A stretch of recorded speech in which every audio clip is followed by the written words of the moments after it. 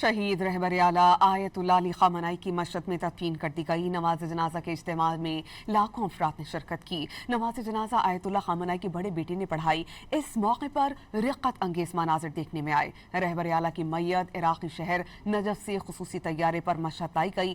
علی خامنہئی کے آبائی شہر کی سڑکوں پر عوام کا سمندر امڈ آیا۔ ایران کے شہید سپریم لیڈر کو ان کے آبائی شہر مشہد میں لاکھوں سوگواروں کی موجودگی میں سپرد خاک کر دیا گیا۔ نماز جنازہ کے اجتماع میں لاکھوں افراد نے شرکت کی۔ نماز جنازہ آیت اللہ علی خامنہئی کے بڑے بیٹے مصطفیٰ خامنہئی نے پڑھائی۔ اللہ